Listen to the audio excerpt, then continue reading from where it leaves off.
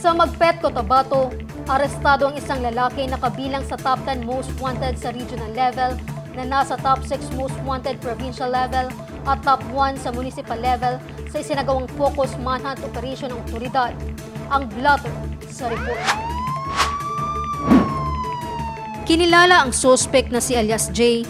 Inaresto ito araw ng Biyernes, June 20 sa Purok Lumad, Barangay Poblasyon, Magpet, Cotabato sa bisa ng warrant of arrest sa kasong 3 counts ng rape.